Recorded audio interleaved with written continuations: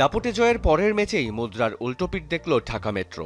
তাদের খেলুড়ে মেজাজ দর্শকদের ভুলিয়ে দিয়েছিল এটা এনসিএল টি20। ঠিক আগের ম্যাচেই ২২ গজে শাসন করে ১৯৭ রান করা দলটি টসে হেরে ব্যাট করতে নেমে পুরো ২০ ওভার খেললেও গত ম্যাচের সেঞ্চুরি করা সাদমানের রানও তুলতে পারেনি স্কোরবোর্ডে।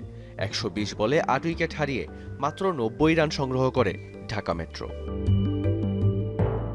ওপেনিংয়ে ২৪ রানের জুটি ভাঙে আগের ম্যাচের সেঞ্চুরিয়ান সাদমান আউট হলে। আরেক ওপেনার রবিনের ব্যাট থেকে আসে ২০ রান। পাওয়ার প্লেতে মাত্র ৩০ রান সংগ্রহ করে ঢাকা মেট্রো। এই কচ্ছপের গতি থেকে আর বের হতে পারেনি দলটি।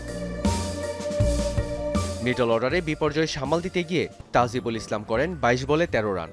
এরপরের ৪ ব্যাটার পৌঁছাতে পারেনি ২ অঙ্কের ঘরে। রংপুরের বোলারদের বোলিং তাণ্ডবে উইকেটে যেন টিকে থাকাই দায় মেট্রোর ব্যাটারদের।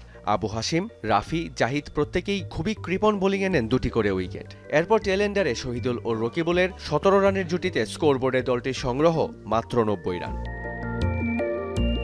এই স্বল্প রান তাড়া করতে নেমে রীতিমতো ঘাম ঝরেছে রংপুরের ব্যাটারদের। মাত্র ১২ রানেই অনিককে হারিয়ে বসে দলটি। এরপর নিয়মিত বিরতিতে উইকেট হারাতে থাকলেও রানের চাকা ঠিকই সচল রেখেছে দলটির ব্যাটাররা। ব্যাট হাতেও সর্বোচ্চ ২৬ রান সংগ্রহ করেন জাহিদ। অধিনায়ক আকবর আলী ১৭ আর ওপেনার মামুনের ব্যাট থেকে আসে ১৬ রান। ফলে মাত্র ১১ ওভারেই মেট্রোর দেয়া লক্ষ্য টপকে যায় নাসির আকবররা। অন্যদিকে বৃষ্টিতে ভেস্তে যায় দিনের অপর ম্যাচটি।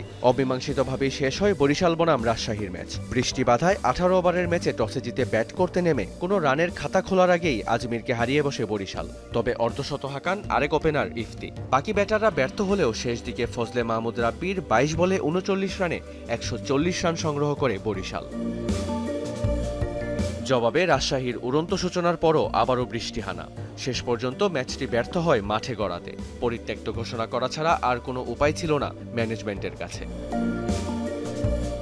রিয়ান রাফতি, যমুনা স্পোর্টস।